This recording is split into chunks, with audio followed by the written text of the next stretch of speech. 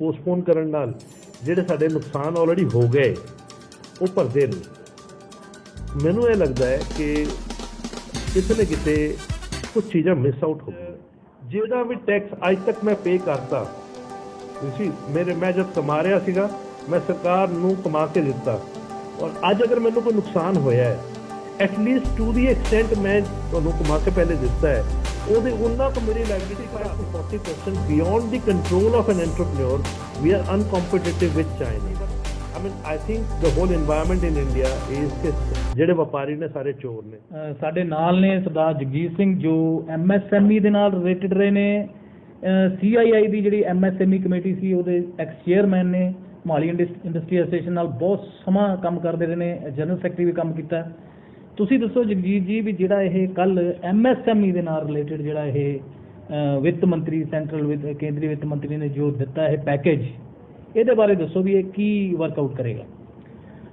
See, the whole focus of this package is towards facilitating more investment in MSME sector by extending them some loans, deferring their liabilities, deferring their tax liabilities, or on the statutory compliances. So actually focus of the government has been to see if industry can invest again into the manufacturing sector, but actually problem is something different. Ki problem ਖਾਲੀ liabilities postpone ਕਰਨ ਨਾਲ ਜਿਹੜੇ ਸਾਡੇ ਨੁਕਸਾਨ already ਹੋ ਗਏ ਉਹ ਭਰਦੇ ਨਹੀਂ। ਮੈਨੂੰ ਇਹ ਲੱਗਦਾ ਹੈ ਕਿ ਕਿਤੇ ਨਾ ਕਿਤੇ ਕੁਝ ਚੀਜ਼ਾਂ ਮਿਸ ਆਊਟ ਹੋ ਗਈਆਂ। ਆਪਾਂ ਬਹੁਤ ਅੱਛਾ ਕੀਤਾ ਜਿਹੜਾ MSME ਦੀ ਨਵੀਂ ਡੈਫੀਨੇਸ਼ਨ ਆਈ ਹੈ ਉਹਦੇ ਨਾਲ ਇੱਕ MSME ਨੂੰ ਐਕਸਪੈਂਡ ਕਰਨ ਦਾ ਇੱਕ ਮੌਕਾ ਦਿੱਤਾ ਔਰ ਜਿਹੜੀ ਅਨੋਮਲੀਜ਼ ਪਹਿਲੇ ਸੀਗੀਆਂ ਉਹ ਦੂਰ ਕੀਤੀਆਂ। ਮੈਨੂੰ ਹਾਲੇ ਇਹ ਨਹੀਂ ਪਤਾ ਕਿ ਇਹ ਡੈਫੀਨੇਸ਼ਨ ਖਾਲੀ ਕੁਝ ਸੈਟ ਆਫ ਇਨਸੈਂਟਿਵ ਲਈ ਹੋਏਗੀ ਜਾਂ ਅਸੀਂ ਜਦ ਬੈਂਕ ਵਿੱਚ ਜਾਂਦੇ ਹਾਂ ਕਿਉਂਕਿ ਪਹਿਲੇ ਕੀ ਸੀਗਾ ਸਾਡੀ ਸਰਕਾਰ ਦੀ ਡੈਫੀਨੇਸ਼ਨ ਕੁਝ ਹੋਰ ਸੀ, ਬੈਂਕਾਂ ਵਿੱਚ ਕੁਝ ਹੋਰ ਸੀ, ਐਕਸਾਈਜ਼ ਦੇ ਲੈਵਲ 'ਤੇ ਕੁਝ ਹੋਰ ਸੀਗੀ। ਇਹ ਸਾਰੀਆਂ ਹੁਣ ਇੱਕੋ ਡੈਫੀਨੇਸ਼ਨ ਦੇ ਹਿਸਾਬ ਨਾਲ ਚੱਲਣਗੀਆਂ ਕਿ ਨਹੀਂ ਚੱਲਣਗੀਆਂ ਇਹ ਕਲੈਰਿਟੀ ਹਾਲੇ ਨਹੀਂ ਹੈ। ਸਬਜੈਕਟ ਟੂ ਦੈਟ ਕਲੈਰਿਟੀ ਮੈਨੂੰ ਇਹ ਲੱਗਦਾ ਹੈ ਕਿ ਜਿਹੜਾ ਉਹਨਾਂ ਨੇ ਹੁਣ ਉਹ ਮਾਈਕਰੋ ਸੈਕਟਰ ਡਿਫਾਈਨ ਕੀਤਾ ਹੈ, ਮਾਈਕਰੋ ਔਰ ਸਮਾਲ ਸੈਕਟਰ ਡਿਫਾਈਨ ਕੀਤਾ ਹੈ, ਉਸ ਨੂੰ ਟਾਰਗੇਟ ਕਰਦੇ ਹੋਏ ਬਹੁਤ ਸਾਰੇ ਇਨਸੈਂਟਿਵ ਦਿੱਤੇ ਜਾ ਸਕਦੇ ਨੇ, ਦਿੱਤੇ ਜਾਣੇ ਚਾਹੀਦੇ ਵੀ ਸੀਗੇ ਔਰ ਬਹੁਤ ਕੁਛ ਲਿੰਕੇਜ ਕੁਛ ਇਹੋ ਜਿਹੀ ਵੀ ਸੋਚੀ ਜਾ ਸਕਦੀ ਸੀ ਜਿਹਦੇ ਵਿੱਚ ਜਿਹੜਾ ਵੀ ਟੈਕਸ ਅੱਜ ਤੱਕ ਮੈਂ ਪੇ ਕਰਤਾ ਤੁਸੀਂ ਮੈਂ ਜਦ ਕਮਾ ਰਿਹਾ ਸੀਗਾ ਮੈਂ ਸਰਕਾਰ ਨੂੰ ਕਮਾ ਕੇ ਦਿੱਤਾ ਔਰ ਅੱਜ ਅਗਰ ਮੈਨੂੰ ਕੋਈ ਨੁਕਸਾਨ ਹੋਇਆ ਹੈ ਐਟਲੀਸਟ ਟੂ ਦੀ ਐਕਸਟੈਂਟ ਮੈਂ ਤੁਹਾਨੂੰ ਕਮਾ ਕੇ ਪਹਿਲੇ ਦਿੱਤਾ ਹੈ ਉਹਦੇ ਉਹਨਾਂ ਕੁ ਮੇਰੀ ਲਾਇਬਿਲਿਟੀ ਘਟਾ ਦਿਓ। ਸਪੋਜ਼ ਮੇਰੇ ਉੱਤੇ 1 ਕਰੋੜ ਰੁਪਏ ਦਾ ਲੋਨ ਹੈਗਾ ਔਰ ਮੈਂ ਪੂਰੇ ਆਪਣੇ 20 ਸਾਲਾਂ ਦੇ ਜਰਨੀ ਵਿੱਚ ਜਾਂ 10 ਸਾਲਾਂ ਦੀ ਜਰਨੀ ਵਿੱਚ ਮੈਂ 50 ਲੱਖ ਰੁਪਏ ਸਰਕਾਰ ਨੂੰ ਟੈਕਸ ਪੇ ਕੀਤਾ ਹੈ ਤੇ ਐਟਲੀਸਟ ਮੇਰਾ ਉਹ ਲੋਨ 50 ਲੱਖ ਰੁਪਏ ਤੁਹਾਡੇ ਕੋਲੋਂ ਕੁਝ ਨਹੀਂ ਮੰਗਦਾ, ਤੁਹਾਨੂੰ ਦਿੱਤਾ ਸੀ ਔਰ ਤੁਸੀਂ ਵਾਪਸ ਕਰ ਰਹੇ ਹੋ, ਉਹ ਮੇਰਾ ਲੋਨ ਘਟਾਇਆ ਜਾ ਸਕਦਾ ਹੈ। ਇਹੋ ਜਿਹੇ ਕਈ ਸਾਰੇ ਇਨੋਵੇਟਿਵ ਆਈਡੀਆਜ਼ ਹੋ ਸਕਦੇ ਸੀਗੇ ਜਾਂ ਹੋ ਸਕਦਾ ਆਉਣ ਵਾਲੇ ਦਿਨਾਂ ਵਿੱਚ ਆਉਣ ਵੀ।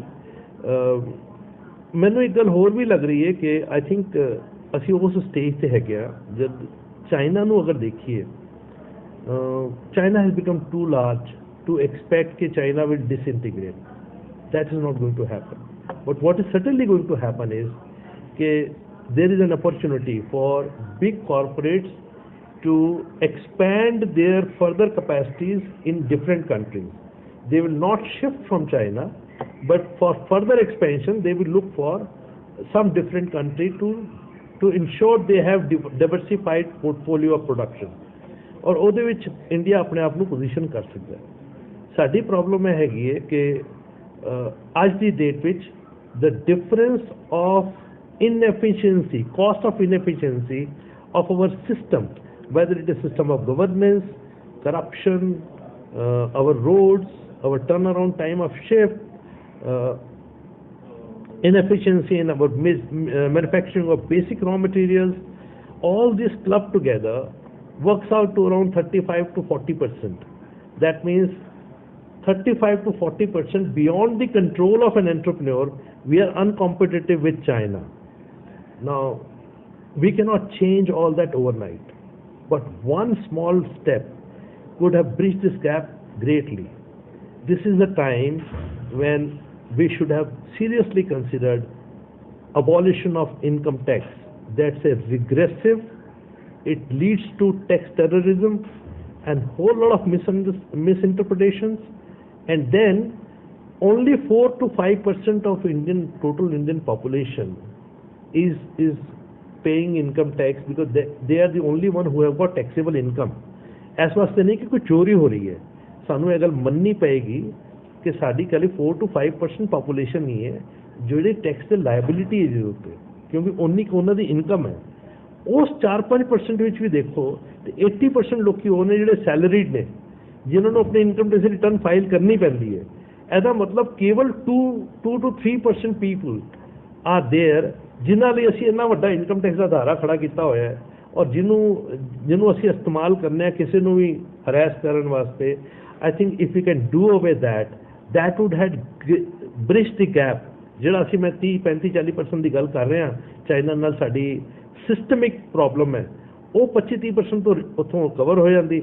ਜੋ ਵੀ ਰੈਵਨਿਊ ਲਾਸ ਸ਼ਾਰਟ ਟਰਮ ਵਿੱਚ ਇੰਡੀਆ ਨੂੰ ਹੁੰਦਾ, ਉਹ ਸਾਡੇ ਕੋਲ ਅੱਜ ਦੀ ਡੇਟ ਵਿੱਚ ਆਇਲ ਪੂਲ ਪਿਆ ਹੈ, there is oil pool surpluses, oil is coming almost for no cost, and then ਅਸੀਂ ਮੈਂ ਨਹੀਂ ਕਹਿ ਰਿਹਾ ਤੁਸੀਂ oil prices ਘਟਾਓ।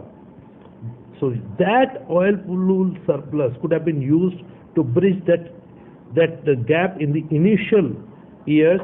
Later on, the moment India becomes a country where there is no income tax, this would have brought trillions of dollars investment in India. That $1 trillion investment in manufacturing in India would have led to greater number of transactions, and our GST revenue would have jumped. So in short term, oil pool had worked, and then in long term, GST would have compensated. So it was zero revenue loss, which could have been considered, and that would have put our entrepreneurship at a different pedestal altogether. So that would have also led to automation investments and so many technologies coming into India from abroad. All this was a possibility which has been missed, I believe. So far as MSME is concerned, I think they have been given some relief. That's all. That's what I believe is the crux of what we got. If you had been finance minister of India, ਤੁਸੀਂ ਹੁੰਦੇ ਵਿੱਤ ਮੰਤਰੀ, ਤੁਸੀਂ ਕੀ ਕਰਦੇ? ਸਿਰਫ MSME ਨਹੀਂ, traders ਦਾ ਬੜਾ ਵੱਡਾ ਸਵਾਲ ਹੈ। ਹਜ਼ਾਰਾਂ ਦੀ ਗਿਣਤੀ ਦੇ ਜਿਹੜਾ ਵਪਾਰੀ ਹੈ, ਉਹ ਦੁਕਾਨਦਾਰ ਹੈ, ਵਪਾਰੀ ਹੈ, ਉਹਦਾ ਬਹੁਤ ਭਾਰੀ ਨੁਕਸਾਨ ਹੋਇਆ। They are going to close off. ਤੇ ਉਹ ਇੱਕ ਉਹਦੇ ਵਾਸਤੇ ਕੋਈ ਟਰਮ ਵੀ ਹੈਗੀ ਹੈ, ਤੁਸੀਂ ਬੈਟਰ ਜਾਣਦੇ ਹੋਵੋਗੇ। ਉਹਦੇ ਵਾਸਤੇ ਮਤਲਬ ਬੀਇੰਗ ਤੁਸੀਂ ਤੁਹਾਡੇ ਕੋਲ ਕੀ ਇਹੋ ਜਿਹੇ ਸਟੈਪਸ ਹੈਗੇ ਜਿਹਦੇ ਨਾਲ ਇਹ ਚੀਜ਼ਾਂ ਜਿਹੜੀਆਂ ਨੇ ਇਹ ਠੀਕ ਹੋ ਸਕਦੀਆਂ? ਮੈਂ ਬਿਨਾਂ ਫਾਈਨੈਂਸ ਮਿਨਿਸਟਰ ਬਣੇ ਵੀ ਮੈਂ ਚਾਹਾਂਗਾ ਕਿ ਸਰਕਾਰ ਮੇਰੀ ਗੱਲ ਸੁਣੇ ਔਰ ਕੁਝ ਸਟੈਪ ਜਿਹੜੇ ਉਹ ਲੈ ਸਕਦੇ ਨੇ ਜਿਹਦੇ ਨਾਲ ਕੋਈ ਨੁਕਸਾਨ ਨਹੀਂ ਹੋਣਾ, ਲੇਕਿਨ ਇੱਕ ਰਿਸਪੈਕਟ ਜੋ ਇੱਕ ਐਂਟਰਪ੍ਰੀਨਿਓਰ ਨੂੰ ਮਿਲਣੀ ਚਾਹੀਦੀ ਹੈ, who is a real value creator. ਸਾਡੇ ਪ੍ਰਾਈਮ ਮਿਨਿਸਟਰ ਸਾਹਿਬ ਨੇ ਕਿਹਾ ਵੀ ਹੈ ਕਿ ਜੋ ਵੈਲਿਊ ਕ੍ਰੀਏਟਰ ਹੈਗੇ ਨੇ ਅਸੀਂ ਉਹਨਾਂ ਦੀ ਇੱਜ਼ਤ ਕਰਨੀ ਹੈ। ਉਹਨਾਂ ਦੀ ਸਹੀ ਇੱਜ਼ਤ ਤਾਂ ਹੋਏਗੀ ਜਦੋਂ ਆਪਣੇ ਆਪ ਨੂੰ ਵੈਲਿਊ ਕਰਨ, ਉਹਨੂੰ ਲੱਗੇ ਅਸੀਂ ਸਾਡਾ ਵੀ ਸਰਕਾਰ ਨੇ ਖਿਆਲ ਰੱਖਿਆ ਹੈ, we are also worth something. ਮਤਲਬ ਤੁਹਾਨੂੰ ਲੱਗ ਰਿਹਾ ਵੀ ਕੋਈ ਸਰਕਾਰ ਨੇ ਕਿਸੇ ਦਾ ਖਿਆਲ ਹਾਲ ਤੱਕ ਰੱਖਿਆ ਨਹੀਂ ਹੈ? ਮੈਨੂੰ ਇਹ ਲੱਗਦਾ ਹੈ ਕਿ ਦ ਮੋਸਟ ਨਿਗਲੈਕਟਿਡ ਸੈਕਟਰ ਵੀ ਵਰ I think the whole environment in India is ਕਿ ਜਿਹੜੇ ਵਪਾਰੀ ਨੇ ਸਾਰੇ ਚੋਰ ਨੇ। This is a bureaucratic response basically to how they interpret the entrepreneurs, and even corruption leads to all kind of even an honest man doesn't see any value in contributing, and he is happy to pay the bribe instead of really working straight, because he sees that whatever money he has paid is not resulting into anything. So ਮੈਨੂੰ ਇਹ ਲੱਗ ਰਿਹਾ ਹੈ ਕਿ ਅਸੀਂ ਇਹਨੂੰ ਥੋੜ੍ਹਾ ਜਿਹਾ ਰਿਵਰਸ ਕਰਕੇ ਦੇਖੀਏ। ਬਹੁਤ ਸਾਰੇ ਐਸੇ ਸਟੈਪ ਨੇ ਜਿਹੜੇ ਆਪਾਂ ਲਏ ਜਾ ਸਕਦੇ ਨੇ, ਜਿਵੇਂ MSME ਨੂੰ ਪੈਸਾ ਚਾਹੀਦਾ। Now there is CSR fund. CSR fund ਦੇ ਵਿੱਚ certain activities qualify for funding under CSR. Why not include funding to MSME? ਦੇਖੋ ਨਾ 90% MSME ਜਿਹੜਾ ਉਹ ਵੱਡੀ ਕੰਪਨੀਆਂ ਦਾ ਐਂਸਲਰੀ ਹੈ, ਉਹਨਾਂ ਨੂੰ ਸਪਲਾਈ ਕਰਦਾ ਹੈ, ਔਰ ਉਹੀ ਵੱਡੀ ਕੰਪਨੀਆਂ ਅਗਰ ਆਪਣੀ ਐਂਸਲਰੀ ਯੂਨਿਟਸ ਨੂੰ ਫੰਡ ਕਰ ਦੇਣ ਔਰ ਉਹਦਾ ਕਲੇਮ ਆਪਣੀ CSR ਫੰਡ 'ਚੋਂ ਲੈ ਲੈਣ, ਉਹਨਾਂ ਦੀ ਜੇਬ 'ਚੋਂ ਕੁਛ ਨਹੀਂ ਗਿਆ ਔਰ MSME ਨੂੰ ਇੱਕ ਇਹੋ ਜਿਹਾ ਫੰਡ ਮਿਲ ਗਿਆ ਜਿਹੜਾ ਉਹਨੇ ਵਾਪਸ ਨਹੀਂ ਕਰਨਾ। ਇਸ ਤੋਂ ਵਧੀਆ ਕੀ ਹੋ ਸਕਦਾ ਹੈ? So I think including CSR, MSME funding into CSR is the first step, ਜਿਹਦੀ ਸਰਕਾਰ ਦੀ ਜੇਬ 'ਚੋਂ ਕੁਛ ਨਹੀਂ ਜਾਣਾ ਸੀਗਾ ਔਰ ਕਾਫੀ ਭਲਾ ਹੋ ਸਕਦਾ। This is one. ਸੈਕੰਡਲੀ, ਜੋ ਵੀ ਇਹ ਕੋਵਿਡ ਦਾ ਕਲੋਜ਼ਰ ਆਇਆ ਹੈ, ਇਹਨੇ ਬਹੁਤ ਸਾਰੇ ਬਿਜ਼ਨਸਿਸ ਨੂੰ ਇਟ ਵਿਲ ਮੇਕ ਅਨਵਾਇਬਲ। ਮੈਂ ਤੁਹਾਨੂੰ ਐਗਜ਼ਾਮਪਲ ਦੇ ਸਕਣਾ, ਰੈਸਟੋਰੈਂਟਸ ਹੋ ਗਏ, ਹੋਟਲਸ ਹੋ ਗਏ, ਹੋਰ ਵੀ ਕਈ ਸਾਰੇ ਨੇ ਜਿਹੜੇ ਲਗਜ਼ਰੀ ਆਈਟਮ ਵੀ ਸੀਗੇ। I think the only demand in the market is for essential items. So anything beyond essential, they are in a problem. So there will be many units which are going to close down. I think what we've missed out in this budget, we should have been looked at a smooth, painless exit, keeping the integrity of an entrepreneur intact. ਉਹਨੂੰ ਜ਼ਲੀਲ ਨਾ ਕਰੋ। ਜਿਹੜੀਆਂ ਯੂਨਿਟਾਂ ਬੰਦ ਹੋ ਗਈਆਂ, as per today's banking environment, if a unit goes bad, the lending institutions through their hired agencies make their life hell. They are haunted, they are dragged, and they are not allowed to come back again ever. I think the way central government ने ਇਹ ਤੈਅ ਕੀਤਾ ਕਿ for real estate ਆਪਾਂ ਇਹਨੂੰ act of God ਮੰਨਾਂਗੇ, ਉਸੇ ਤਰ੍ਹਾਂ ਨਾ ਕੇਵਲ MSME, ਦੁਕਾਨਦਾਰ ਜਿੰਨੇ ਵੀ ਹੈਗੇ, ਮੈਨੂਫੈਕਚਰਰ ਹੈਗੇ, ਤੁਹਾਡੇ ਮਾਈਕਰੋ ਯੂਨਿਟਸ ਨੇ, ਜਿਹੜੀ ਹੁਣੇ ਤੁਸੀਂ ਨਵੀਂ ਡੈਫੀਨੇਸ਼ਨ ਆਪਾਂ ਲੈ ਕੇ ਆਏ ਆ, ਆਈ ਥਿੰਕ ਉਹਨਾਂ ਦਾ ਹਰ ਨੁਕਸਾਨ ਜਿਹੜਾ ਕਲੋਜ਼ਰ ਵਿੱਚ ਹੋਏਗਾ, ਜਿਹੜੇ ਬੈਂਕ ਰਿਕਵਰ ਨਹੀਂ ਕਰ ਸਕਣਗੇ, ਉਹ ਐਕਟ ਆਫ ਗੋਡ ਮੰਨਿਆ ਜਾਏ, ਉਹਨੂੰ ਹੌਂਟ ਨਾ ਕੀਤਾ ਜਾਏ। ਉਹ ਦੁਬਾਰਾ ਜਦ ਵੀ ਕਦੀ ਸ਼ੁਰੂ ਕਰੇ ਤੇ ਉਹਨੂੰ ਇਹ ਨਾ ਮੰਨਿਆ ਜਾਏ ਕਿ ਇਹਨੇ ਪਹਿਲੇ ਡਿਫਾਲਟ ਕੀਤਾ ਸੀਗਾ। It should be considered as act of God, ਹੈ ਨਾ। So exit policy is missing which we should have been looked at. ਮੈਨੂੰ ਇਹ ਲੱਗਦਾ ਹੈ ਕਿ ਇਹ ਹੁਣ ਟਾਈਮ ਆ ਗਿਆ ਹੈ ਕਿ ਜਿਵੇਂ ਆਪਾਂ ਐਗਰੀਕਲਚਰ ਐਕਟੀਵਿਟੀ ਵਿੱਚ ਸਾਡੀ ਹੈਗੇ ਪ੍ਰਾਈਮ ਮਿਨਿਸਟਰ ਫਸਲ ਬੀਮਾ ਯੋਜਨਾ, ਉਸ ਫਸਲ ਬੀਮਾ ਯੋਜਨਾ ਵਿੱਚ 90% of the insurance premium is paid by the state government and central government, ਦੋਨੋਂ ਸ਼ੇਅਰ ਕਰਦੇ ਨੇ। 10% is paid by the farmer. Similarly, for every businessman, whether small or especially MSME, including traders, there should be an insurance scheme against their business losses in future.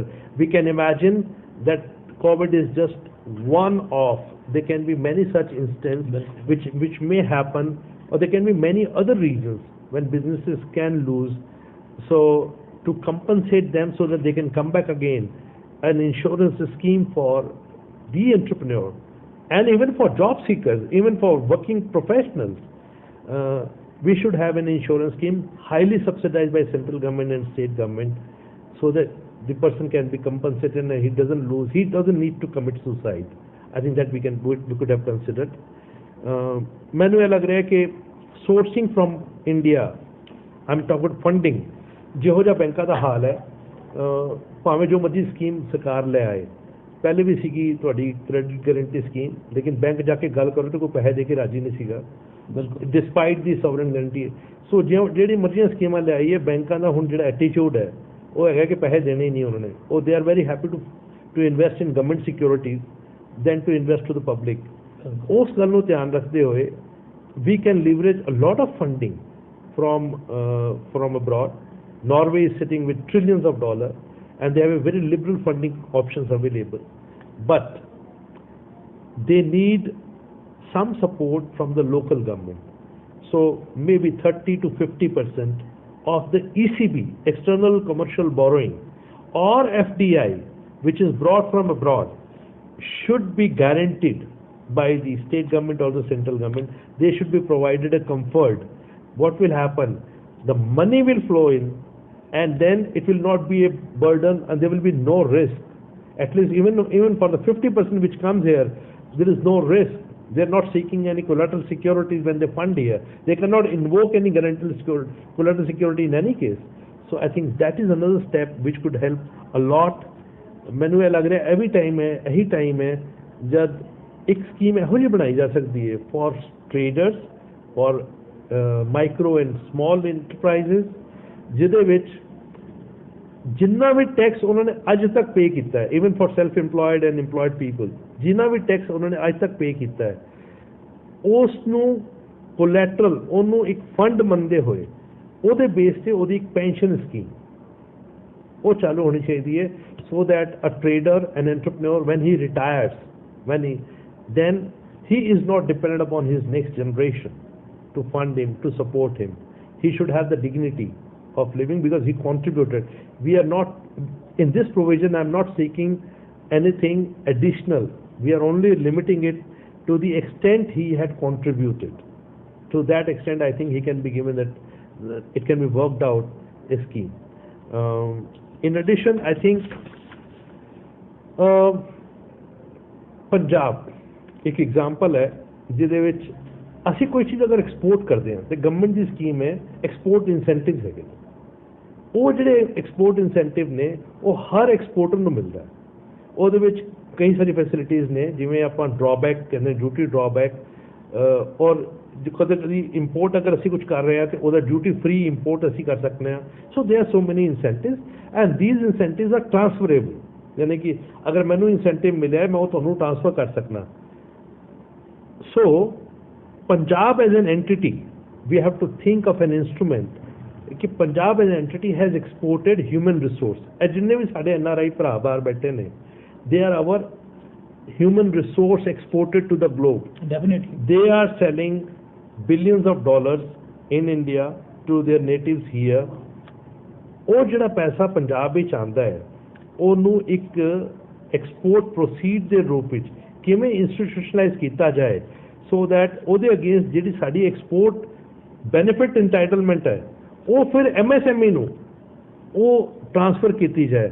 ਇਹਦਾ ਇੱਕ mechanism ਅਗਰ evolve ਹੋਏ ਤੇ Punjab, Kerala, Gujarat, every जिन्ने state ने they will get benefited। और एक ਜਿਹੜਾ ਪੰਜਾਬੀ ਬਾਹਰ ਬੈਠਾ ਹੈ ਉਹਨੂੰ ਵੀ ਹੋਏਗਾ ਯਾਰ ਮੇਰੇ ਕਾਰਨ ਉੱਥੇ ਦਾ ਕਿੱਤਾ ਚੱਲਦਾ, he will be so happy to contribute and route his funds to that kind of a fund.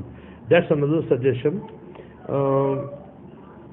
ਤੀਜਾ, ਅੱਜ ਦੀ ਡੇਟ ਵਿੱਚ ਅਗਰ ਮੈਂ ਕੋਈ ਫਿਲੈਂਥ੍ਰੋਪਿਕ ਫੰਡ ਕਰਨਾ ਹੋਏ, ਮਤਲਬ ਚੈਰਿਟੀ ਵਾਸਤੇ ਕੋਈ ਮੈਨੂੰ ਫੰਡ ਕ੍ਰੀਏਟ ਕਰਨਾ ਹੋਏ ਤੇ ਬਹੁਤ ਸਾਰੇ ਰਿਸਟ੍ਰਿਕਸ਼ਨਸ ਨੇ, ਬਾਹਰੋਂ ਕੋਈ ਵੀ ਕੰਟਰੀਬਿਊਸ਼ਨ ਆਏਗਾ ਤੇ ਤੁਸੀਂ, so there are so much regulations related to and for certain purposes only you can bring money from, you can ask for philanthropic money. Now I think we have to expand that thought. We should create a fund which helps MSME, small traders, in case of their expansion, whether they invest in their equity or they fund. That fund of fund can be a great thought. We must open up this philanthropic money's source which can be utilized, which can be tapped. I am sure Punjabis abroad will be so happy to contribute. ਅਸੀਂ ਇੱਕ ਆਵਾਜ਼ ਮਾਰ ਕੇ ਤੇ ਦੇਖੀਏ, ਸਾਡੇ ਪਾਸ ਬਥੇਰਾ ਪੈਸਾ ਆ ਸਕਦਾ ਹੈ। I think these are imaginative resources, ਭਾਵੇਂ ਉਹ CSR ਫੰਡ ਹੋਏ, ਭਾਵੇਂ NRI ਮਨੀ ਹੋਏ, ਭਾਵੇਂ ਬਾਹਰੋਂ ਪੈਸਾ ਆਏ, this money availability will be strategic in nature, ਕਿਉਂਕਿ ਜਿਹੜੇ ਬਾਹਰੋਂ ਫਿਲੈਂਥ੍ਰੋਪਿਕ ਮਨੀ ਵੀ ਭੇਜਣਗੇ ਉਹ ਆਪਣਾ ਐਕਸਪੀਰੀਅੰਸ ਵੀ ਨਾਲ ਦੇਣਗੇ। this fund will be managed by people who are of stature abroad. I think ਅਸੀਂ ਇਹ ਸਾਰੀਆਂ ਚੀਜ਼ਾਂ ਨੂੰ ਅਗਰ ਇਕੱਠਾ ਕਰ ਲਈਏ ਤੇ ਇੱਕ ਰਿਵੋਲੂਸ਼ਨ ਜਿਹੜਾ ਪੰਜਾਬ ਵਿੱਚ ਆ ਸਕਦਾ ਹੈ, ਇੰਜੀਨੀਅਰ ਕੀਤਾ ਜਾ ਸਕਦਾ ਹੈ, ਔਰ Punjab can lead other states in setting up such example. It's all possible. Thank you very much. ਤੁਹਾਡੇ ਵਿਚਾਰ ਅੱਗੇ ਫਿਰ ਜਾਣਦੇ ਰਹਾਂਗੇ। Thank you so much. ਬਹੁਤ ਖੁਸ਼ੀ ਹੋਈ ਤੁਹਾਡੇ ਨਾਲ ਗੱਲਬਾਤ ਕਰਕੇ। Thank you so much. Thank you. Thank you so much.